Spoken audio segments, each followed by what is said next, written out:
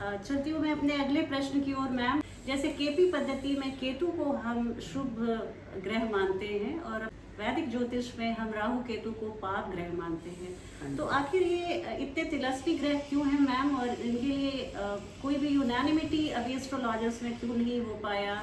आखिर हम कैसे स्टडी करें राहु केतु को? अच्छे ग्रह हैं या मैलेफिक्स हैं या बेनिफिक्स हैं? इसके बारे में थोड़ी प्रकाश डालिए मैम। देखिए, राहु केतु थोड़ा सा मेलेफिक प्लैनेट्स हैं। एक्चुअली ये प्लैनेट्स भी नहीं है, ग्रह नहीं है, ये छाया ग्रह है। ये तो दो एक्लिप्सेस के इंटरसेक्शन पॉइंट से बनते हैं, लेकिन ये जो इंटरसेक्शन पॉइंट है ये इतनी पावरफुल है और इनका बिहेवियर एज प्लैनेटली होता है। और ये कहीं ना कहीं, क्योंकि ये चंद्रमा के ऑर्बिट और सूर्य के ऑर्बिट, अपनी धरती का जो ऑर्बिट है उसी की ही बात है, लेकिन जब हम अपैरेंट पाथ बोलते हैं तो सूर्य का अपैरेंट पाथ हो जाता है। तो जो पॉइंट्स उससे मिलते हैं, मतलब चंद्र और सूर्य के इंटरसेक्शन पॉइंट से राहु केतु बनते हैं।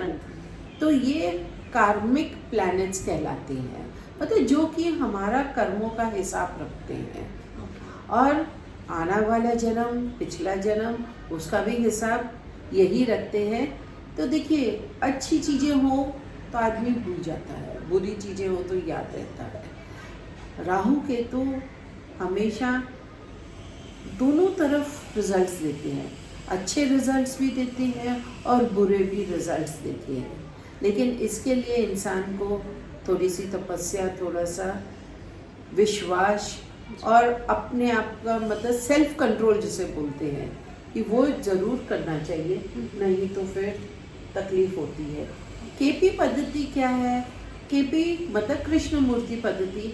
उन्होंने क्या, वेस्टर्न और इंडियन, वैदिक और मीन्स वैदिक मीनिंग निरायना और पाश्चात्य ज्योतिष मतलब वेस्टर्न ज्योतिष मतलब साइना। तो निरयन और साइना को मिक्स करके उन्होंने एक अपनी पद्धति निकाली, पद्धति बनाई। और बेस उसका बहुत ज़्यादा तो निरयनी है, थोड़ा सा आयनांशा में फर्क है और थोड़ा सा विंशोत्तरी दशा को ज़्यादा महत्व दिया है। इतना तक कि उन्होंने हर एक प्लैनेट के नक्षत्र को भी सब डिवाइड किया है विंशोत्तरी रेशियो से। तो जो कि हम उसको सबलॉट बोलते हैं। अगर यही बात मुझे बोलनी हो दशा अंतर दशा के हिसाब से, तो मैं बोलूँगी कोई ग्रह है, उसका दशा कौन सी है, मतलब ये किस नक्षत्र में, नक्षत्र लॉर्ड क्या है, नक्षत्रपति कौन है उसका, ठीक है, तो वो तो हो गया महादशा। और उसका जो सब है मीन्स वो किस रेशियो में बैठा है, तो मतलब हम उसकी अंतरदशा काउंट कर रहे हैं, ठीक है। वो अंतरदशा को सबलॉर्ड कहा जाता है। तो ये दो चीज़ों को लेकर इन्होंने मतलब एक मेथडोलॉजी निकाली जो कि ज़्यादा प्रिसाइज है। अच्छा, अभी एक नक्षत्र होता है 13 डिग्री 20 मिनट का, लेकिन उसको आपने आगे 9 हिस्सों में और डिवाइड करते हैं, तो वो बन गया सबलॉर्ड। फिर हर एक छोटे से आर्क को और डिवाइड कर दिया सेम रेशियो से 9 डिविजन्स में, और वो बन गया सब लॉर्ड। तो इतनी बारीकी से जब हम देखेंगे तो मैम एक जैसे आपने बात छेड़ी है, तो मुझे फिर से एक निजी सवाल पूछने की इच्छा हो रही है। जैसे आपके प्रेडिक्शंस जितने लोगों ने लिया है, मैंने भी कई बार लिया है, तो वो इतना प्रिसाइज होता है कि आप बिल्कुल हफ्ते और दिन तक आप जीरो इन कर लेती हैं। तो आप किस मेथड को फॉलो करती हैं मैम? मैं केपी पद्धति में तो मैंने मतलब आगे पढ़ाई की है और स्पेशलाइजेशन की है। हमारे प्रिंसिपल सर हैं मिस्टर शरद जोशी सर, उनके अंडर मैंने नक्षत्र मूर्ति हासिल किया है विशारद करने के बाद। तो एक तरह का वो पोस्ट ग्रेजुएशन या पीएचडी लेवल की ही रिसर्च वाली पढ़ाई होती है, वो मैंने उनके अंदर की है। और कई बार मैं सेकेंडरी डायरेक्शंस भी फॉलो करती हूँ, और जो हमारे सिस्टम्स हैं और बाकी जो वर्षफल के लिए 16 रिटर्न चार्ट होता है, जी। वो भी फॉलो करती हूँ, वो ताजी के अंतर्गत आता है। तो ऐसे कई मेथड्स होते हैं। तो कभी किसी ने कोई सवाल किया, सवाल की डेप्थ कहाँ पर मिलेगी, जी। उस हिसाब से करना पड़ता है।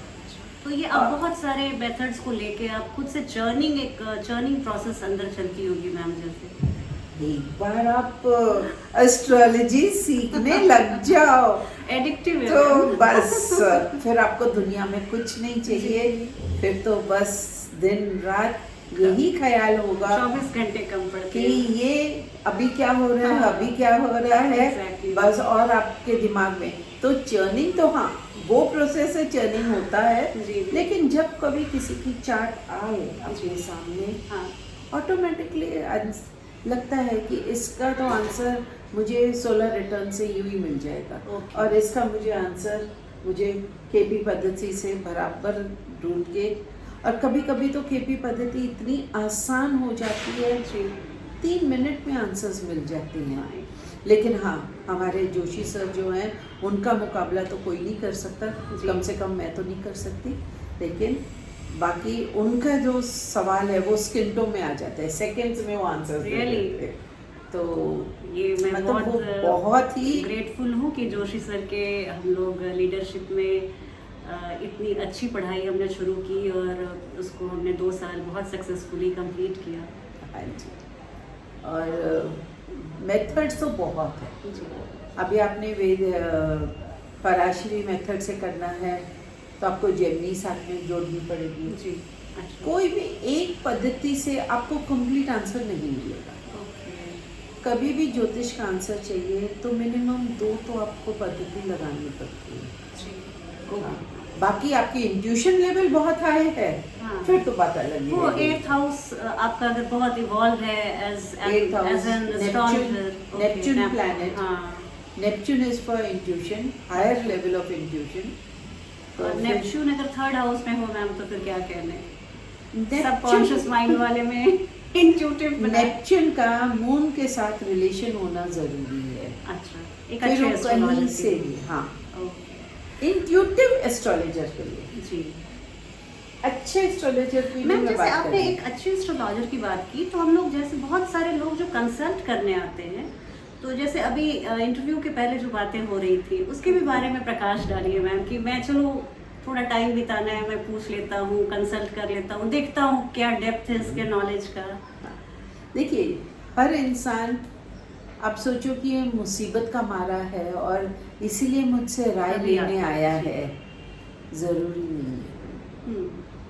खास करके अगर आप निःशुल्क सेवा दे रहे हो तो या तो आप उस समय दो कि दो, हर एक को 2-2, 3-3 मिनट दे दो। लेकिन कभी कभी क्या होता है, हम 2-3 मिनट नहीं दे पाते, हम उनको ज़्यादा टाइम दे देते हैं। तो वो क्या है ना, आपकी अगर वो पब्लिसिटी ऐसे आ गई, चलो इसके यहाँ चलो अभी 2 घंटे हैं, हाँ। बस आने में या ट्रेन पकड़ने में मुझे अभी 2 घंटे मेरे पास स्पेयर है, कहाँ बिताऊँ, चलो ये एस्ट्रोलॉजर है इनके पास जाऊँगा, पैसे तो कुछ लगेंगे नहीं, टाइम पास और कुछ पता लग जाएगा। वो पता नहीं लगता है, वो आप भी भ्रमित होते हो और एस्ट्रोलॉजर को भी भ्रमित कर देते हो। कोई आंसर आपको वहाँ से मिलेगा नहीं। दूसरा, क्योंकि आप, ये डिवाइन साइंस है जी। डिवाइन को आप श्रद्धा से और एक प्यार से, एक मतलब ये एक विश्वास होना चाहिए कि विश्वास से ज़्यादा रिस्पेक्ट, जी, आदर जो होता है, वो रहना अगर आप नहीं दोगे तो नेचर भी आपको आदर नहीं देगा। आप टेस्ट करने नहीं जाइए कि आप किसी को भी टेस्ट करने नहीं जाइए, और ख़ास करके नेचर को कभी टेस्ट करने नहीं जाइए। नेचर कैसे बात को घुमा के आपके ऊपर ले आएगा, आपको खुद ही पता नहीं चलेगा। कभी इंसान टाइम पास के हिसाब से जाता है, कभी यह जाता है चलो 4-5 एस्ट्रोलॉजर्स को पता कर लेते हैं, तो कौन सा एस्ट्रोलॉजर ज़्यादा सही बोलता है, फिर आगे से हम उसके पास जाएंगे। मीन एवरेज निकाल के मीन एवरेज यहाँ नहीं चलती। जिस एस्ट्रोलॉजर के पास आप गए हो जी। उसकी कुंडली और आपकी कुंडली मिलती है हम्म, तो उस एस्ट्रोलॉजर से आपको प्रेडिक्शंस मिल जाएंगी सही। जी। लेकिन अगर जिस एस्ट्रोलॉजर के पास आप गए और उससे आपकी कुंडली मिलती ही नहीं जी। तो फिर कोई भी प्रेडिक्शन कितना भी नॉलेजेबल हो वो उसकी प्रेडिक्शन आपके पास आएगी नहीं सही। जी। क्योंकि मेरा और सामने जो जातक आया है उसकी कुंडली में कुछ तो कॉमन होना चाहिए जो तभी कि तो इतने आदान सारे प्रदान हो ज्योतिष सही। आचार्य के बीच आपको उन्होंने चुना। बिल्कुल मैम। और ऐसे करके कई चीजें हैं, लेकिन कभी भी भूल से भी नेचर को टेस्ट मत कीजिए कभी भी। मैम चलती हूँ अगले सवाल की तरफ। जैसे अभी आपने बहुत अच्छे से बताया तो ज्योतिष कितना सत्य है और ये कितना रेलिवेंट है। तो एक चीज़ जो बहुत लोगों ने पूछा कि वो जैसे हॉस्पिटल, एक ही शहर के एक ही हॉस्पिटल में बहुत सारे बच्चे जन्म लेते हैं, तो इस पर एक बार आपसे चर्चा हो रही थी। आपने बहुत ही अच्छा 3 डायमेंशनल करके अर्थ को, फिर उसके हाउस को, तो फिर मैंने पूछा था कि सबकी कुंडली एक जैसी क्यों नहीं होती है, सबका किस्मत एक जैसा क्यों नहीं होता है। तो आपने बहुत अच्छे से एक्सप्लेन किया था मैम, उसको आज मेरे दर्शकों को भी बताएं, बहुत खुशी होगी। देखिए, एक ही हॉस्पिटल में एक ही समय जो 2 बच्चे हों, कुंडली तो लगभग सेम जैसी ही बनेगी, लेकिन कहीं ना कहीं सबलॉट बदल जाएगा जी। कहीं ना कहीं द्वादशाम कुंडली जो है यहाँ दैट इज D12 और D60 60 वो तो डेफिनेटली बदलेगी जी।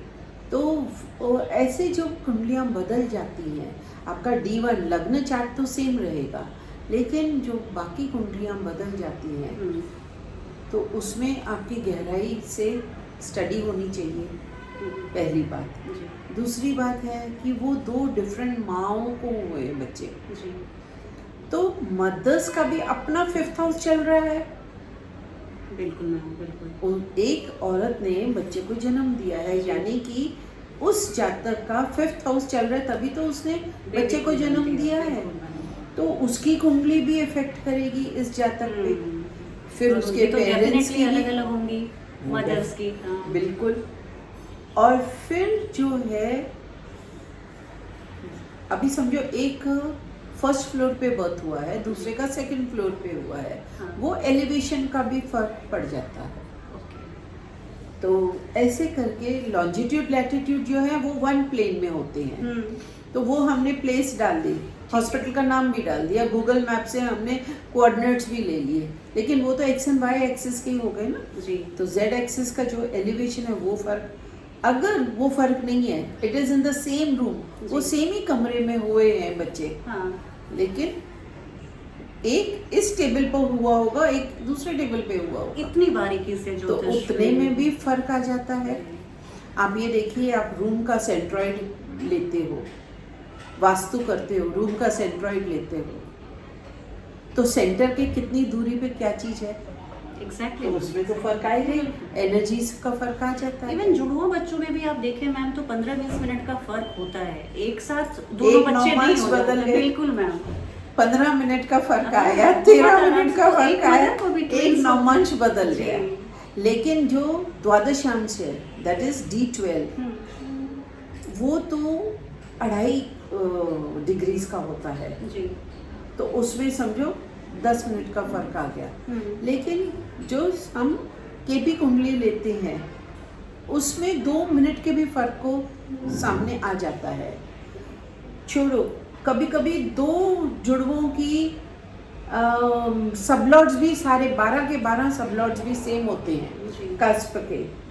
कहाँ पर फर्क आता है, महादशा अंतरदशा काउंट करते हैं सेम है, लेकिन जब आप सूक्ष्म दशा पर जाते हो, महादशा पहली, फिर अंतरदशा, प्रत्यंतर, फिर सूक्ष्म दशा।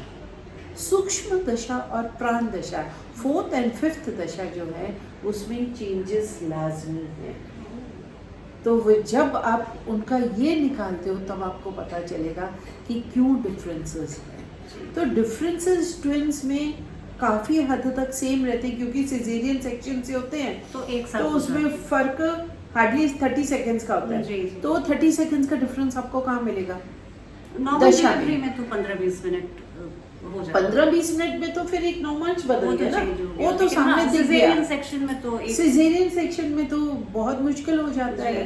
कभी कभी होता है कि 1 मिनट लग जाए, 1 मिनट में चलो 15 मिनट्स ऑफ द आर्क जी। निकल जाता है, हाँ। उसमें फर्क आ जाता है। लेकिन जब 30 सेकेंड्स ऑफ टाइम जी जी पार Almost होता है, सेम हो गया मैम।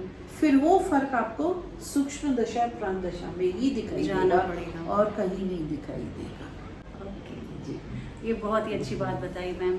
एक सवाल मेरा और था, जैसे एक बार मुझे याद है हम लोग क्लास कर रहे थे और हार्ट अटैक किसी सेलिब्रिटी को आया और हम लोग डिस्कस कर रहे थे, तो बहुत सारे लोगों ने पूछा था कि ये जो हम लोग पोस्टमार्टम करते हैं चीज़ होने के बाद, तो इस तरह की स्थिति ग्रहों की या इस तरह का प्लानिटरी पोजीशन बहुत सारे लोगों का उस समय हुआ होगा, लेकिन सबों को हार्ट अटैक नहीं आया। सही बात। तो इसके बारे में जो आपने जवाब दिया था मैम, वो आप प्लीज़ बताइए, बहुत अच्छे से आपने ये एक्सप्लेन तो किया था। गोचर के ऊपर डिपेंड कर जाता है। अभी जो गोचर है दैट इज ट्रांजिट्स इस समय जो अभी आकाश के ऊपर जो भी अपने प्लैनेट्स हैं सब सेम डिग्री सेम मिनट्स पे हैं, लेकिन इनके चार्ट में, मेरे चार्ट में, आपके चार्ट में, सभी के चार्ट में उसका इफेक्ट अलग अलग से होगा।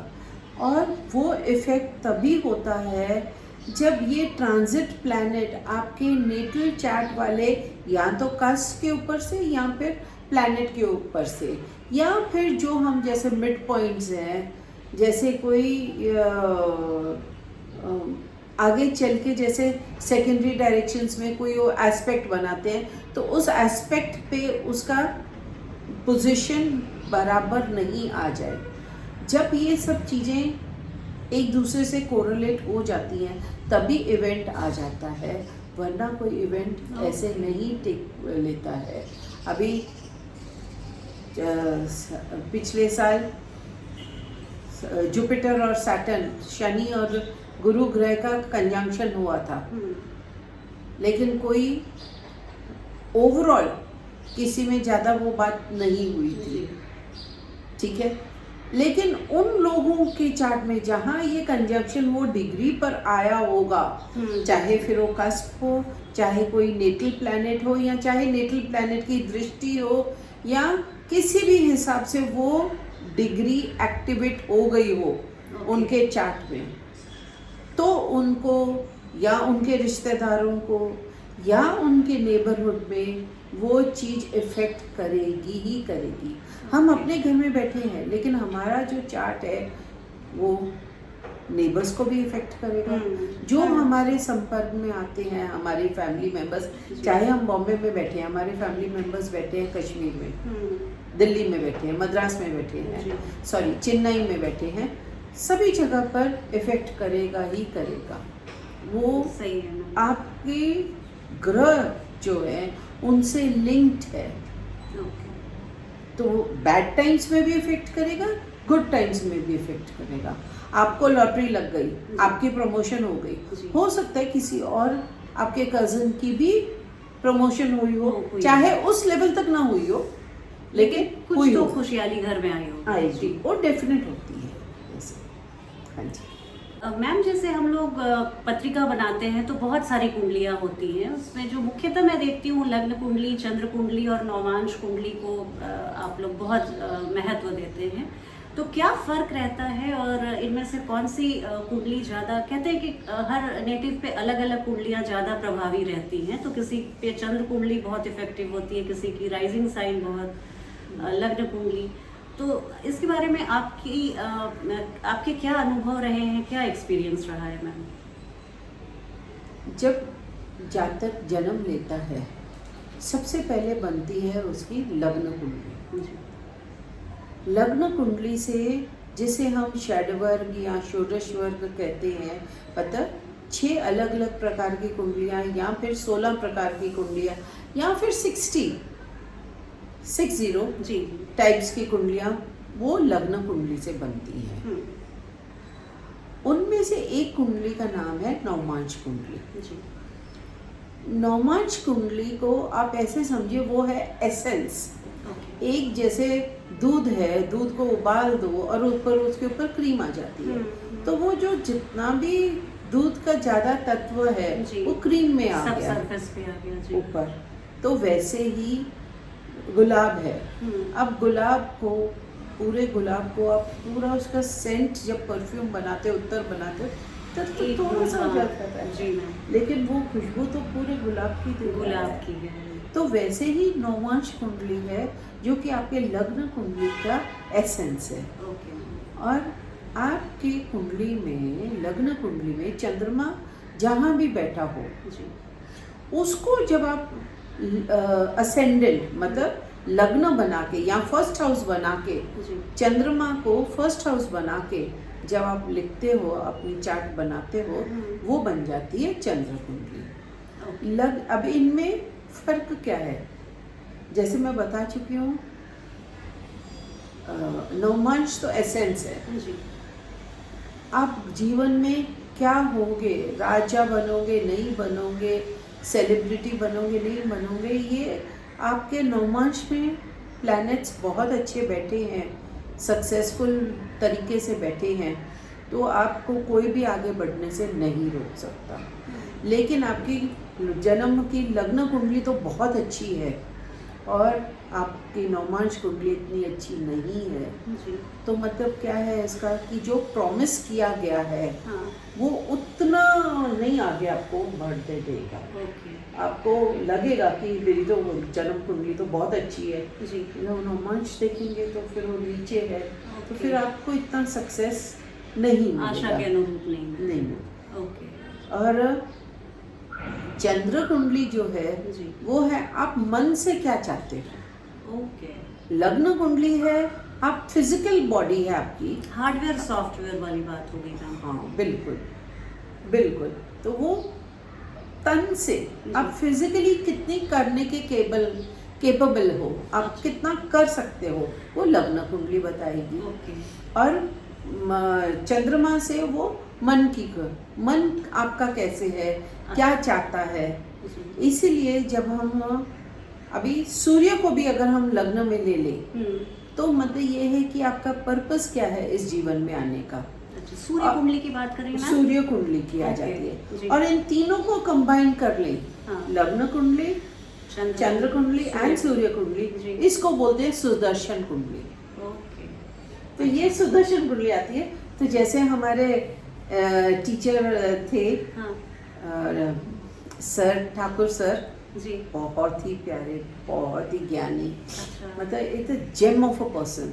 ओके, तो वो बोलते थे बुलजाई, ओके, सुदर्शन कुंडली इज द बुलजाई। ओके, आप कभी भी गलत नहीं हो सकते, उसको एनालाइज करो, जी। You don't need anything else in the world. तो मैम उसको एनालाइज करने के लिए तो बहुत टैलेंट और बहुत एक्सपीरियंस चाहिए होगा।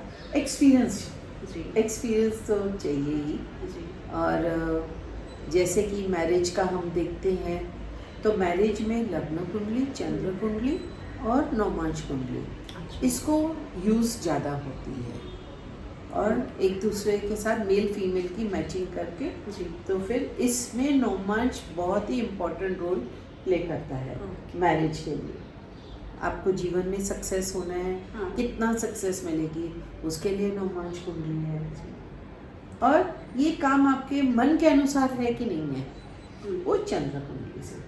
अच्छा, तो आप आप एक जनरली बोल सकते हो बिफोर द एज ऑफ 40 जी, लग्न कुंडली काम करेगी, okay, after the age of 40 चंद्र कुंडली काम करेगी, क्योंकि पहले आदमी फिजिकली स्ट्रॉन्ग होते हैं। बिल्कुल मैम। और और बाद यंग में- एज में हम लोग इतने ज़्यादा एजाइल होते हैं, इतने हाँ। एनर्जेटिक होते हैं, तो आपने सही कहा लग्न कुंडली ही वर्क कर रही हो। पहले जी। और बाद में 40 प्लस तो फिर चंद्र कुंडली से ज़्यादातर आंसर्स सही जाएंगे।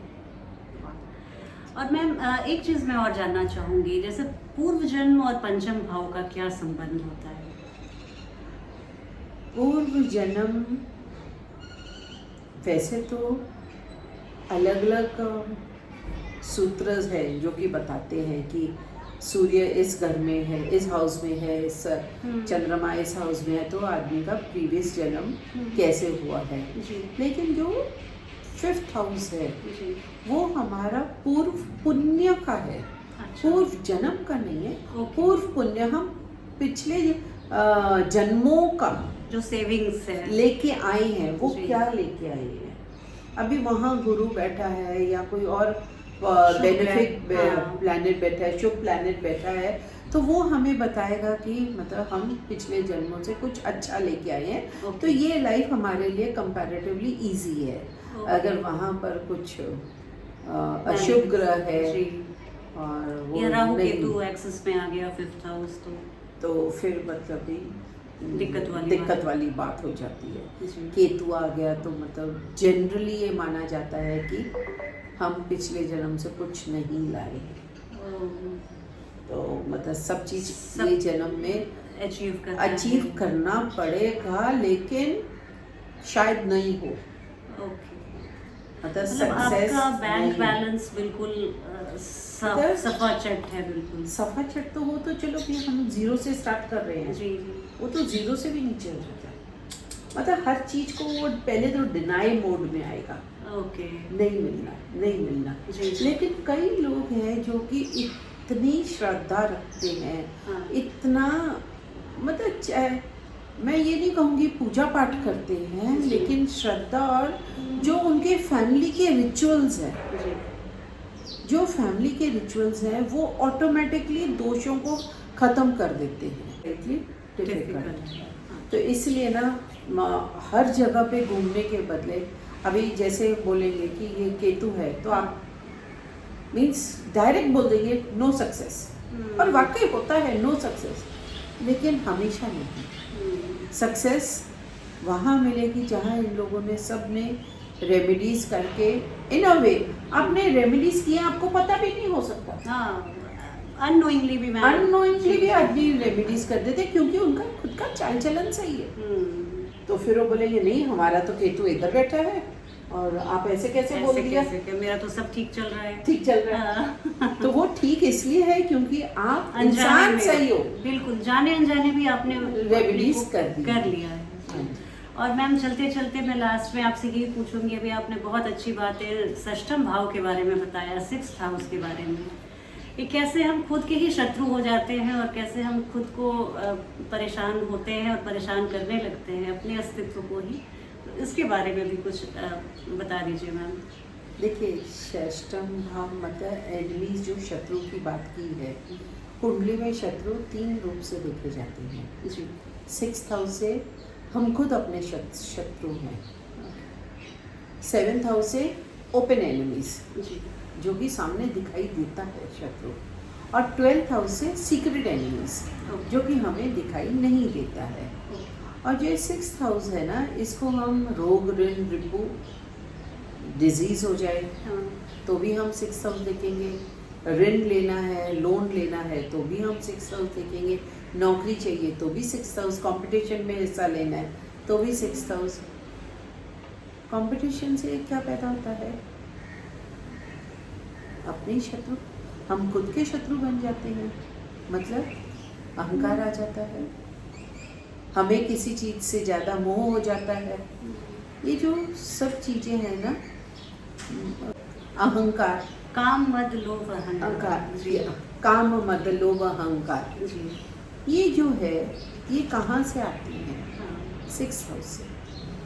अगर हम इनको खुद मतलब ये किसी बाहर वालों के नहीं है, खुद के ही है। अगर हम खुद को जीत ले, हम किसी से इतना भी मोह न करें, हम किसी के लिए इतना भी मतलब नशे में चूर ना होए, और हम अपने ऊपर इतना अहंकार या अपने बच्चों पर अहंकार ना करें कि मेरे पास तो ये है, ऐसे है। कौन सी प्लैनेटरी कॉन्फ़िगरेशन ऐसे होते हैं मैम जिससे ये सब बढ़ता है 6th हाउस में? नहीं बढ़ता तो 6th हाउस में तो कोई भी प्लैनेट हो, अहंकार तो ज़्यादातर तो अहंकार के लिए सूर्य और गुरु देखा जाएगा। ओके। लेकिन गुरु कौन, उच्च का गुरु भी अहंकार देता है। ओके।